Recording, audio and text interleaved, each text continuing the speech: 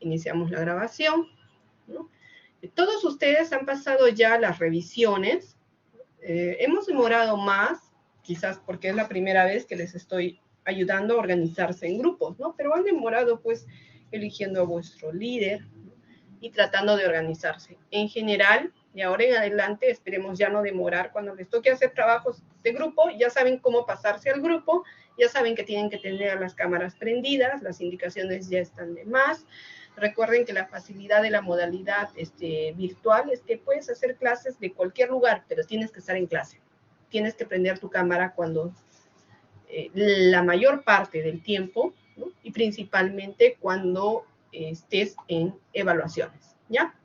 Entonces creo que eso ya ustedes también lo tienen en cuenta. Si desean ya pueden apagar sus cámaras, los que quieran, ¿no? Ok, entonces ahora lo que vamos a hacer es una vista rápida y tienen 2 minutos para levantar las observaciones, los que tenían observaciones, ¿no? Porque ya voy a cerrar el Jamboard, ¿no? ¿Qué tienen aquí? Todas las preguntas que les va a entrar en vuestra lectura. Aquí tienen, este es vuestro balotario, ¿no? Este es del grupo 1, ¿no? A todos les he puesto observaciones, algunos líderes han ganado un puntito adicional por ser superordenados. Por ejemplo, aquí, el líder del grupo 4 ha organizado bien y está muy fácil la revisión de este grupo, ¿no? Todos han hecho referencia a las normas. Ya en la siguiente clase de repente les voy a dar opción de que revisen las preguntas, ¿no?, que han puesto los integrantes de los grupos, más que todos si levantaron o no las observaciones, entre otras cosas, ¿no? Entonces, ustedes, las preguntas que entrarían para todo lo que es el tema de la norma, en alguna evaluación que les tome, las tienen aquí, ¿ya? Entonces, igual, para que sigan leyendo la norma. ¿Qué vamos a hacer ahora? Vamos a continuar y vamos a revisar el tema de exploración geotécnica y muestreo, ¿no? Y ustedes van a comentar en función también de lo que han visto en la norma, ¿no? ¿Qué se va a hablar? Introducción, prospecciones geotécnicas, el propósito de una investigación, las etapas de una investigación, la normatividad, número de exploraciones, que ahora ya lo tienen bastante claro, profundidad de exploraciones, métodos, ¿no? Lo que observamos aquí es la costa verde. ¿Cómo nos gustaría que todos los suelos que exploremos tengan un corte natural para nosotros poder apreciar directamente todos los estratos, ¿no? Estratos que se están presentando, o las características del terreno, o el ángulo de fricción y el valor de la cohesión, tener una idea de lo que se puede presentar en la zona. Pero no es así. Normalmente tenemos que excavar, perforar, para conocer ese perfil y tener mucho cuidado con la topografía, ¿no? O sea, no puedo asumir que todo el terreno pues está a un mismo nivel si no lo está, porque puedo ocasionar una confusión a la hora de presentar el gráfico del perfil estratigráfico.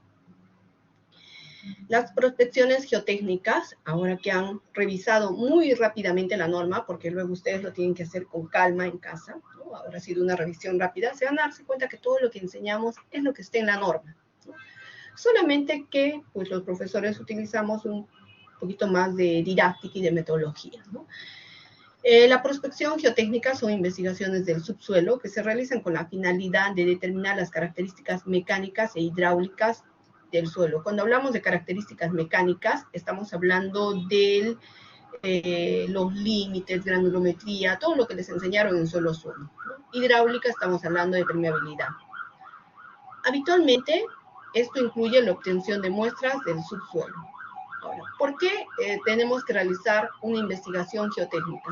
Porque vamos a colocar algo encima del terreno, y ese algo puede ser una edificación, como ven aquí, y esa edificación puede tener una platea de cimentación, o quizás lo más adecuado sea considerar una cimentación profunda, pilotes de cimentación. Entonces, necesitamos evaluar la idoneidad general del sitio, realizar el diseño adecuado y económico, no encarecer, ¿no?, revelar y prever las dificultades que puedan surgir durante la construcción.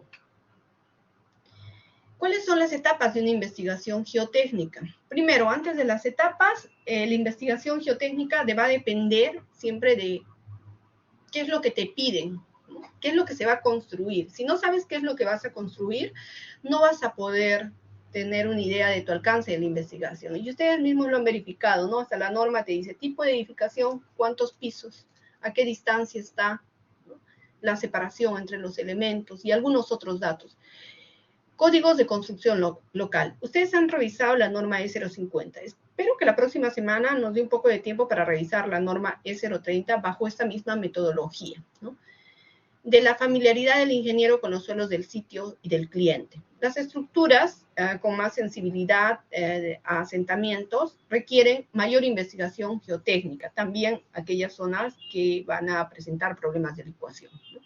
Entonces, las investigaciones geotécnicas normalmente se realizan antes del diseño, que es el más extenso, pero debes de tener toda la información. Luego, en el proceso de diseño, cuando se va ajustando ya todos los elementos estructurales, y durante la construcción. Lamentablemente, a veces solamente nos piden hacer el estudio del suelo antes del diseño, y eso nos induce a cometer más errores a los geotécnicos porque no tenemos información completa. ¿Cuáles son las etapas de una investigación geotécnica?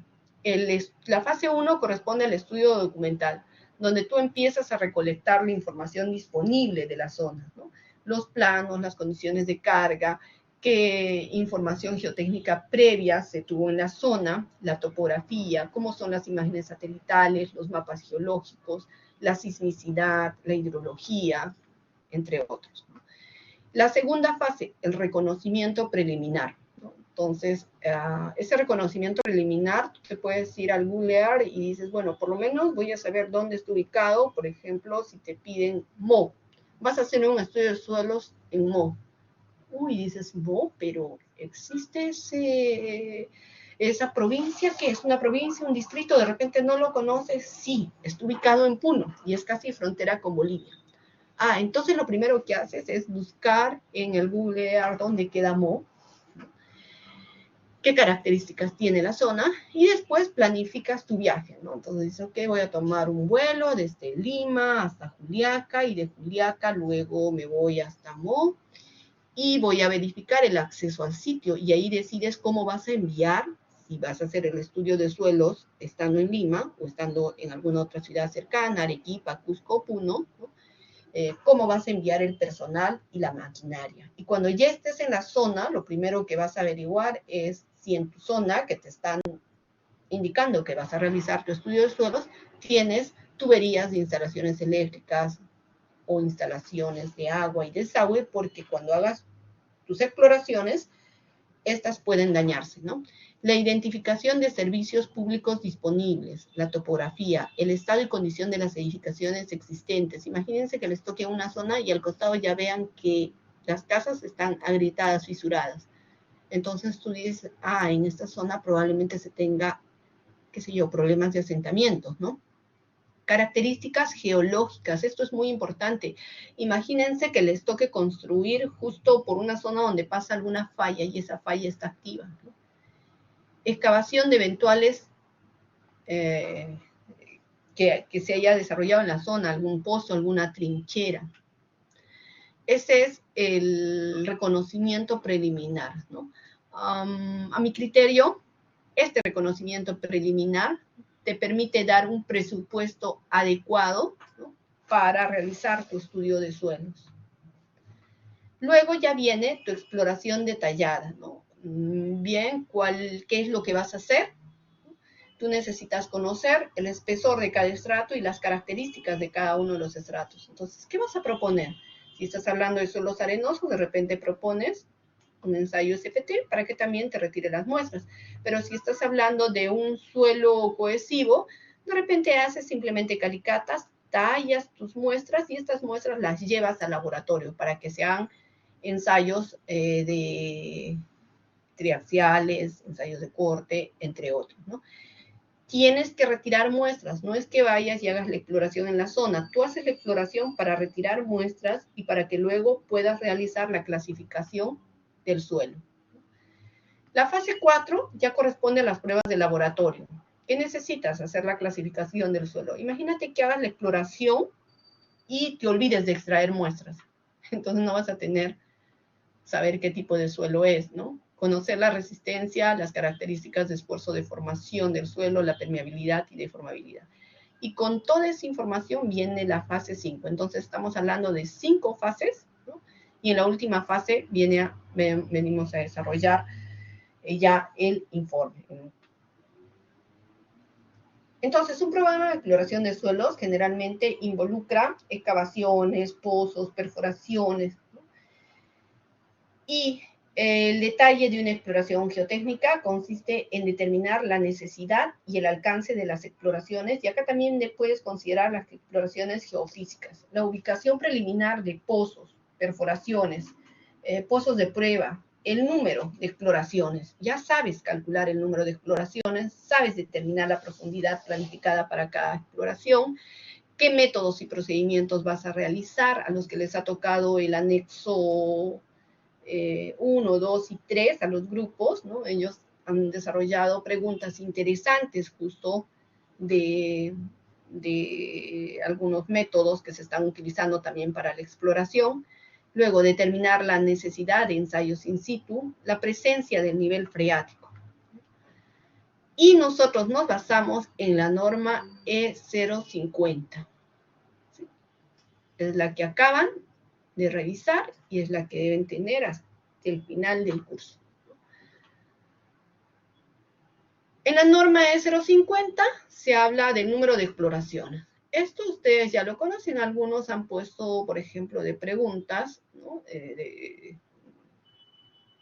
edificaciones de 2, 3 pisos, cuál sería la característica para clasificarlo, entre otros, ¿no? Después, en función del tipo de edificación, tú decides cuál es tu número de puntos. Luego viene la profundidad. A ustedes no les tocó realizar la práctica con 2 profundidades diferentes, ¿no? Miren, por ejemplo, a los del otro grupo, ahora les voy a mostrar el Jamboard del otro grupo. Y me parece que corresponde a este grupo, ¿no? Este grupo tenía la limitación de que no estaba comprendiendo bien el ejercicio que se les había dejado, ¿no? Voy a duplicar, voy a regresar. Y el ejercicio que se les había dejado era este. CX63. Este es el 25.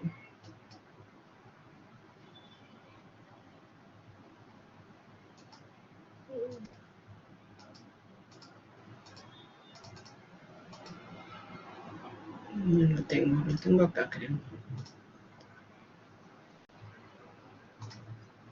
Ya. Este ejercicio. Se le encarga un estudio de mecánica de suelos con fines de cimentación para un proyecto inmobiliario que consiste en un edificio principal de viviendas, un edificio de recreación de uso común y un solo piso. El proyecto total se desarrollará en un lote de 2.500 metros cuadrados. Cada uno tenía diferente área. Se estima que el edificio principal ocupará un 70% del área del lote. El edificio se proyecta de 9 pisos, un semisótano y 2 sótanos de 3 metros, ¿no? Entonces, la pregunta de la mayor parte de alumnos era, ¿y en esos casos cómo consideramos la profundidad, ¿no? ¿Qué nos dice la teoría? Nos dice de que si no tiene sótano es DF más Z, pero si tiene sótano es considerar la altura del sótano más DF más Z, ¿no? ¿Ok? Y si tienes sótano con platea, es el DF hasta donde está tu platea más el Z, ¿no? Pero en este caso ellos tenían sótano por un lado y semisótano por otro lado, ¿no? Miren, tienen 2 sótanos. Miren, esto en la práctica, el semestre que tomamos tenía un puntaje de 12 puntos, ¿sí? Entonces, para que entiendan esta parte de que en la vida real, pues normalmente a veces se te presentan situaciones diferentes, les pedía a todos que ubiquen construcciones donde tengan sótanos y semisótanos. Por ejemplo, aquí, ¿no? Tenemos un sótano por un lado de las calles que tiene cierta profundidad y por el otro lado de repente el nivel es diferente y entonces ahí solamente tienen un semisótano, ¿no? Aquí sótanos por ambos lados. Igual en este caso, ¿no? Tenemos un sótano de otra altura y de repente aquí no tenemos ni sótano, pero en el medio sí se llega a tener como un semisótano. Entonces todo depende de la zona donde estés construyendo, de la topografía, ¿no? Y de la propuesta que se haga. Aquí tenemos dos alturas diferentes. ¿Qué haces en ese caso, ¿no? Entonces, tienes dos opciones. O consideras una profundidad conservadora para todo, pero el dueño del edificio te va a decir, me estás encareciendo. Si yo por este lado, mi profundidad de cimentación va a ser otra con respecto a esta. Entonces tendrías que dividir. Un grupo de exploraciones va a tener cierta profundidad y el otro grupo de exploraciones del total que está sacando va a tener otra profundidad, ¿no? Entonces se les dio justo el ejercicio como para que puedan ustedes o los alumnos entender el tema. Y todos colocaron ya sus imágenes, ¿no? A veces la vista ayuda mucho a que se comprenda bien este tipo de casos. Entonces seguimos con el caso de la norma. Eso es para el tema de profundidad de exploración. La próxima clase podemos hacer un ejercicio, creo que nos toca el jueves.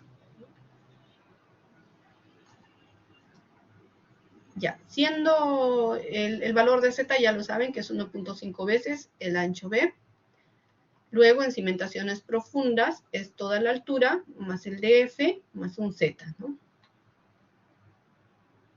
También algunos de ustedes han desarrollado estas preguntas. ¿Cuál es la profundidad mínima en cimentaciones superficiales y en cimentaciones profundas?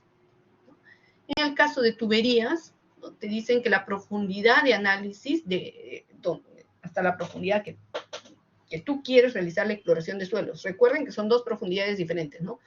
Uno, ¿dónde vas a colocar tu cimentación? Pero para decidir dónde vas a colocar tu cimentación, tienes que realizar una exploración a mayor profundidad. Y eso es lo que la norma te trata de hacer cumplir. A mayor profundidad porque no sabes qué vas a tener debajo, para que no nos pase lo mismo que en la Torre Pisa, ¿no? Entonces tienes una profundidad. Entonces, por ejemplo, acá te dicen es este DF más un Z. Y ese Z es el valor conservador que aquí, para este caso de tuberías, está en función de 1.5, el valor del diámetro. Y tenemos diferentes tipos de ensayos geofísicos. Por ejemplo, tenemos los métodos geofísicos no invasivos, que se basan en la llegada de las ondas. Esta llegada de las ondas a ustedes les han enseñado en el curso de geología. Voy a ver si les he puesto sonido. Déjenme confirmar si tenemos sonido para que les pase el video. Entonces voy a compartir la pantalla, compartir audio. Ok, compartir audio. Ya está. Y ahora les paso el video.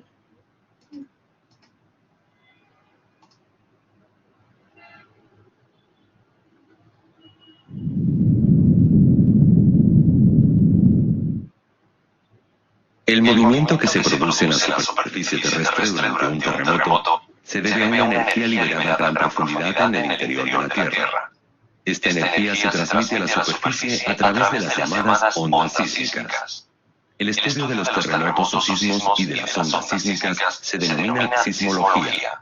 Los terremotos se originan cuando las rocas situadas a gran profundidad se rompen de forma repentina como consecuencia de la presión a la que están sometidas o cuando se deslizan a lo largo de una falla. El punto en que se libera la energía se conoce como foco del terremoto. La energía del terremoto avanza desde el foco en forma de ondas internas. Existen dos tipos de ondas internas, esto es, transmitidas por el interior de la Tierra. La onda más rápida es la llamada onda P u onda primaria. Avanza a una velocidad de entre 4 y 7 kilómetros por segundo, dependiendo de la densidad de la roca que atraviesa. Una onda P es una onda de tipo compresivo. El material rocoso se comprime en la dirección de propagación de la onda y posteriormente se expande. Una onda P es similar a una onda que se propaga a través de un muelle. Las espiras se comprimen y se expanden en el sentido en que avanza la onda. El segundo tipo de onda interna se denomina onda S u onda secundaria. Se propaga a través de la roca a una velocidad de entre 2 y 5 kilómetros por segundo, aproximadamente la mitad de la velocidad a la que avanzan las ondas P. Una onda S es una onda transversal. El material rocoso situado en su trayectoria sube y baja o se mueve lateralmente de forma perpendicular a la dirección de propagación de la onda. Una onda S es similar a una onda que se propaga a lo largo de una cuerda. La onda avanza por la cuerda moviendo una parte de la cuerda hacia arriba y luego hacia abajo. Las ondas superficiales se propagan por la superficie terrestre a partir del epicentro, el punto de la superficie más próximo al foco del terremoto. Las ondas superficiales son más lentas que las ondas internas. Avanzan a una velocidad de entre 2 y 3 kilómetros por segundo. Pueden deformar la superficie terrestre, además de causar daños en viviendas, edificios y otras estructuras. Existen dos tipos de ondas superficiales. Las ondas de Love provocan un movimiento de lado a lado perpendicular a su dirección de propagación. Pueden provocar daños al romper carreteras o tuberías. El segundo tipo de onda superficial se denomina onda de Rayleigh. Mueven la superficie terrestre en círculo, hacia arriba, hacia adelante, hacia abajo y hacia atrás. Puede provocar daños al desplazar los edificios de sus cimientos. En la mayor parte de los terremotos, los mayores destrozos se deben a las ondas superficiales que hacen que el suelo oscile en dirección vertical y hacia los lados al mismo tiempo.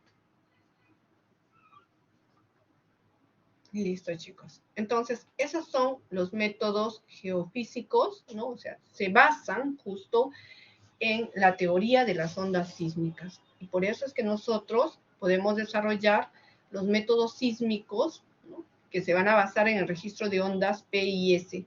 Para las ondas P utilizamos refracción sísmica, para las ondas S, ensayos más W, ensayos MAN, arreglos con microtremores. También tenemos los métodos electromagnéticos que corresponden al georradar. Esos son métodos no invasivos porque no te dañan el terreno. Colocas encima los sensores y simplemente captas la llegada de las ondas, ¿no? Pero también tenemos métodos destructivos, los invasivos, ¿no? Los destructivos son los que hacemos la excavación de pozos, la excavación de calicatas, las barrenas eléctricas, los sondeos rotatorios, los ensayos de penetración directa. Entonces, vamos a comenzar con el ensayo con georradar. En el ensayo con georradar, lo que se hace es, se emite ondas electromagnéticas y estas ondas electromagnéticas se reflejan, ¿no? Se reflejan y te dan la tomografía, te dan el radargrama del suelo. ¿Okay? Entonces tú tienes radargramas y ¿qué es lo que vas a ver en el radargrama? Las anomalías que corresponden al suelo. Utilizan una antena como transmisor y receptor y pulsos de radar. El impulso receptor te va a producir imágenes, vas a poder ver todas las imágenes que se encuentran debajo del subsuelo. Y eso sí, la resolución del georradar disminuye con la profundidad. Déjenme mostrarles alguna aplicación que se haya desarrollado con georradar. Denme un minuto.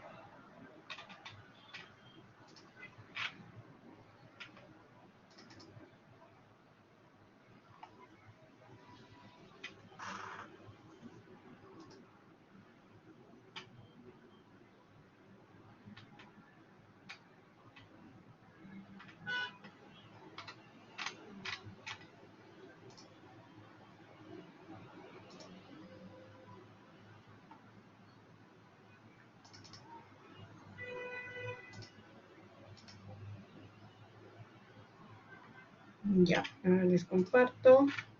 30 segundos más.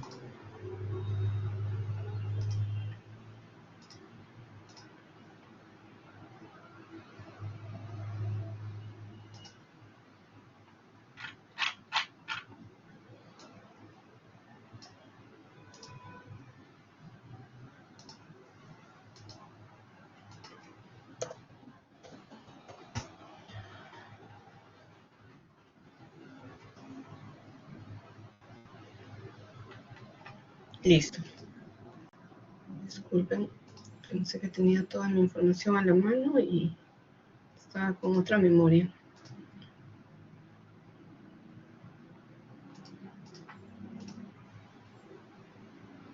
Cuando hablamos del georradar, les mencionaba, ¿no? Esta es la teoría del georradar. Pero tenemos diferentes modelos de georradar. Entonces, si ustedes entran a la página web de US Radar, van a tener aquí los diferentes modelos. Este es el modelo que en mi caso me ha tocado utilizar, ¿no? Este es el GPR. Como ustedes pueden ver, es un carrito que tiene la antena en la parte inferior, ¿no? Y a la vez tiene una parte donde se coloca la pantalla. Esta es la pantalla. Entonces, conforme tú vas avanzando por el terreno, tú vas registrando los radargramas, lo que estás encontrando en la zona. Entonces, alguien que no conoce cómo es el georradar puede creer que estás cortando el césped, ¿no? Porque es similar a los carritos que cortas el césped, ¿no? Bien. Desde el año 2015 hasta el 2020, se realizaron diferentes ensayos, tanto en Caral como en Sacsayhuamán, donde le dimos uso al georradar, ¿no? Entonces, acá tengo algunas imágenes. Por ejemplo, este trabajo se realizó con 3 universidades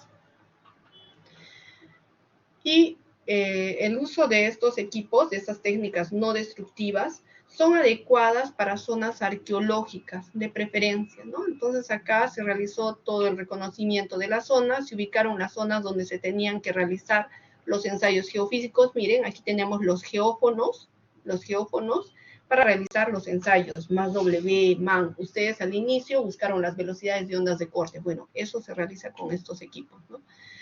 Entonces nosotros mismos teníamos que llevar todos estos equipos y los ensayos con el grupo de trabajo, ¿no? Ven acá todos los cables que se están instalando.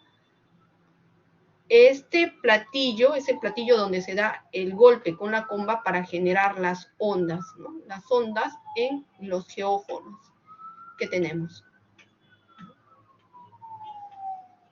Aquí se ve más claramente los geófonos en la zona en la que nos tocó realizar estos trabajos. El problema era que la tercera muralla de Sacsayhuamán había colapsado, ¿no?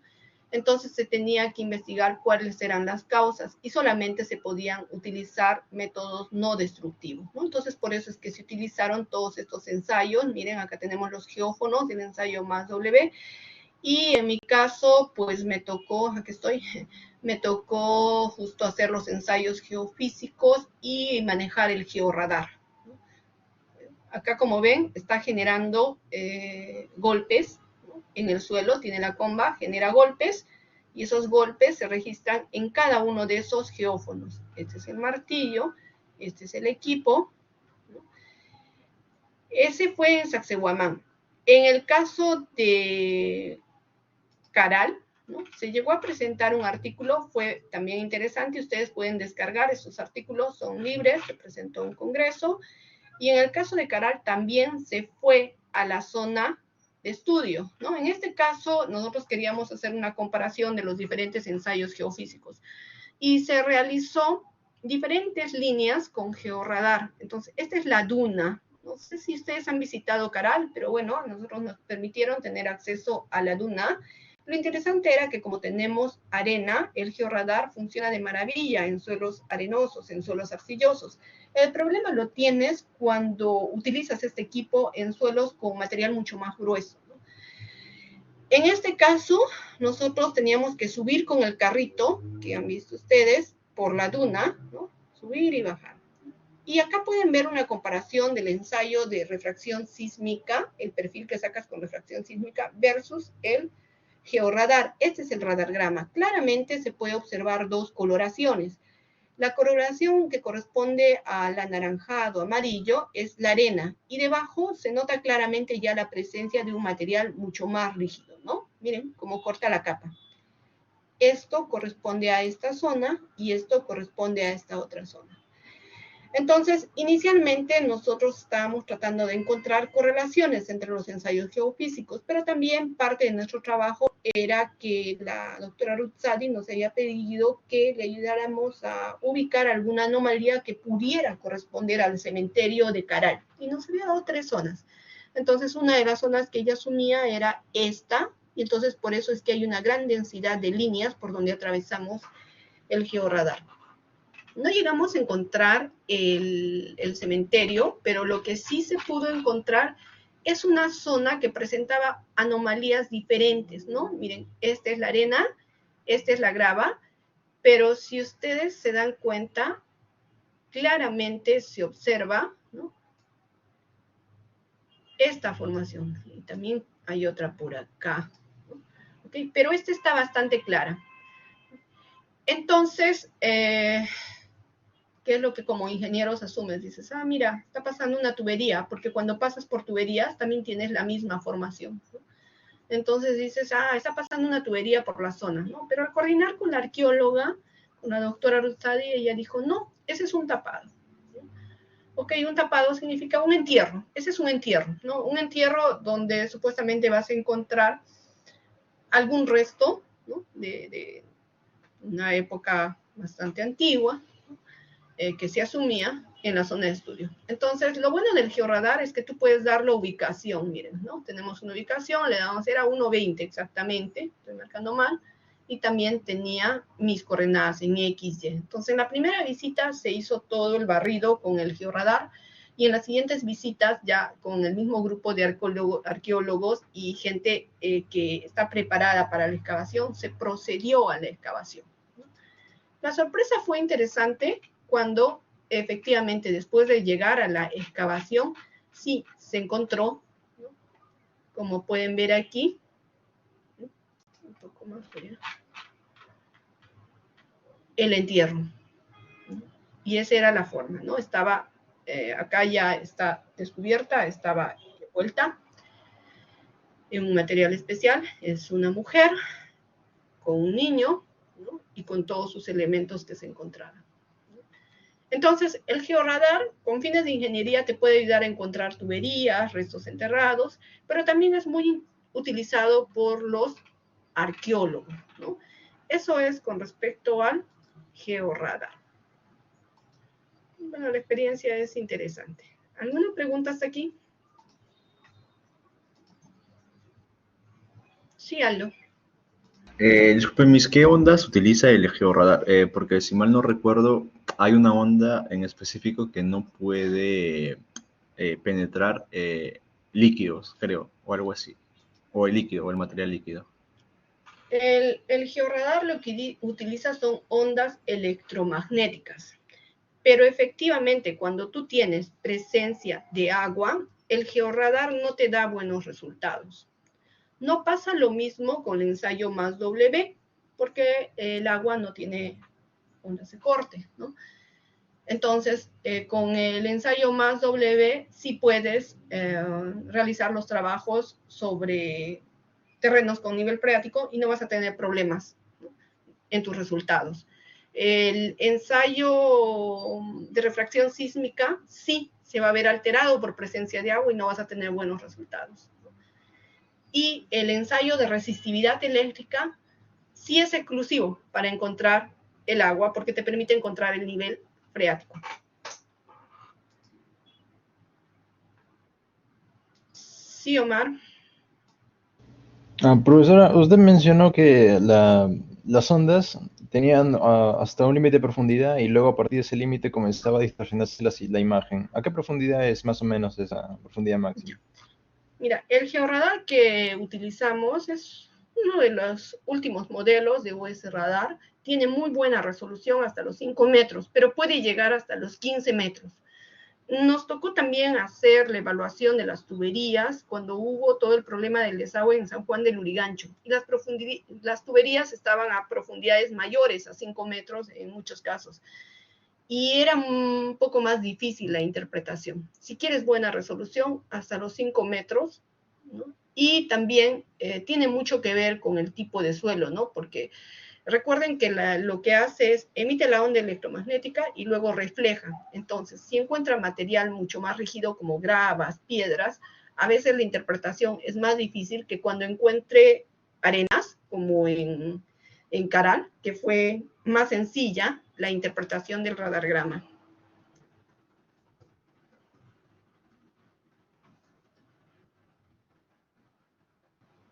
¿Ok? ¿Alguna otra pregunta? Muy bien. Entonces, la próxima clase continuamos con este tema. Voy a tomar lista. Las personas que no estaban presentes son Espinosa Díaz Lucerita. ¿Está presente? Presente, profesora. Perfecto. Entonces ya pongo P. Luego, Jiménez Torero Cielo.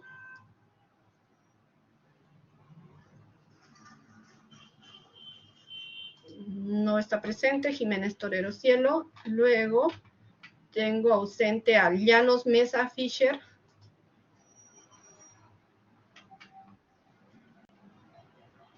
Tiene que prender su cámara. Camarita.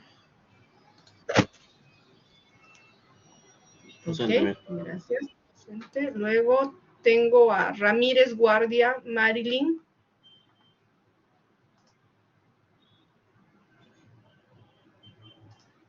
No está. Y tengo a Infantes Oropesa Brian. Presente, profesora. Ok, gracias chicos. Eso fue todo. Nos vemos la siguiente clase. Mi disculpe, Miss, ¿me puede escuchar? ¿Me oye? Sí, sí te escucho. Ya sí, Miss, con respecto al material, la virtual, por ejemplo, los PPTs, ¿no? De clase, no los encuentro. ¿Podría subir, por favor? Tengo entendido que sí están, me confirman. No creo que me esté confundiendo. Porque me estoy revisando y tampoco hay las grabaciones de la clase de la semana pasada. Las grabaciones se suben automáticamente. Eso no lo subimos los profesores. Pero el material debería estar. ¿Me confirma la delegada, por favor? Sí, justo eso lo comenté la semana pasada, que el material no es el mismo, me parece. Es diferente, como que creo que está en otro orden. Les pido que revisen, yo también igual voy a revisar, debe estar en cada capítulo el material, porque el material ha sido cargado automáticamente para todas las secciones, ¿no? Manejamos el mismo material, algunos docentes a veces incluimos algunas cosas adicionales, pero para todas las secciones es el mismo material. Ok, profesora, gracias. Listo. Profesora, disculpe, soy la delegada. ¿Usted cree que me podría quedar con unos minutos con usted, por favor? Sí, en todo caso les pido que por favor se retiren el resto de estudiantes.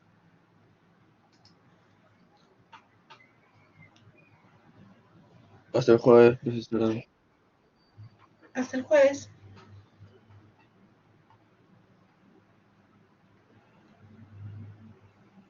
Creo que necesitabas la lista, ¿verdad?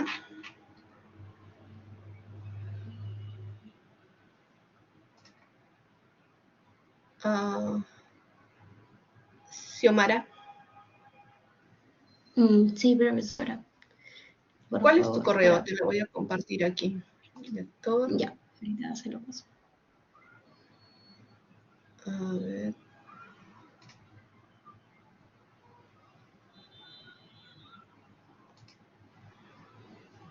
Ya, estoy compartiendo en el...